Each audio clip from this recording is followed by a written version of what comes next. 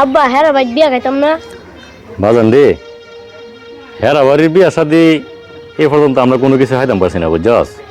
অনাব্বা হ্যাঁ, অনেক বিষয় তো আছে, কত হয়েছে এখন দাওয়াত তো মোটামুটি এলাকার যত প্রভাবশালী লোক আছে সবারই দেওয়া হয়েছে। আচ্ছা। অনাব্বা যদি আপনি কিছু মনে না করেন তা আমি একটা কথা কইতে চাইছিলাম।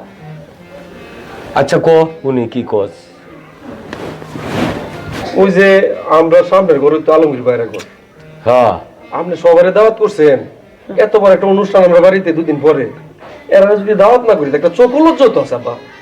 আলমগীর একবার দাওয়াত দেওয়া দরকার নাই, আমার বুঝে চলিস। লেখাপড়া তো করছি আব্বা, লেখাপড়া তো বইয়ের মধ্যে কোনো জায়গাতে এই কথা লেখা নাই যে বড় লোক দিকে দাওয়াত করতে হইব আর গরিবের দাওয়াত করুন যেত না আব্বা। তুই চুপ কর। আচ্ছা আব্বা। আব্বা হেরা ভাই বিয়া খাইতাম না। বাজান রে, হেরা বাড়ির বিয়া শাদি এ পর্যন্ত আমরা কোনো কিছু খাইতাম পারছি না, বুঝছস? হেরা হয়েছে বড় লোক মানুষ আর আমরা হয়েছে গরিব। হেরা ভাই ছাদিবে আমরা হাইতারো, মেয়ে ভাগ্য কি আমরা রয়েছে? কি গো, কি কো তুমি? তুমি তো বোঝো হয়তো তুমি বড় হয়েছো, আমরা গরিব মানুষ বাবা, মন খারাপ করো না বাবা না। একটু কথা কই বাবা, হন কালকা দিন পরে বিয়া না, তুই হেরা বাড়ির ধার দেওয়া যাস না, কি কিছু বুঝছস? আব্বা রিস্কা চালা তোর লাগে একটা পোল্ট্রি মুরগ লই আমনে, হ্যাঁ আমরা জব করে সুন্দরী খাইয়াম, হেরা বাড়ি ফেলবাদান চাইস না, হ্যাঁ? তোমার বড় একটা রান্ধি মনে বাবা।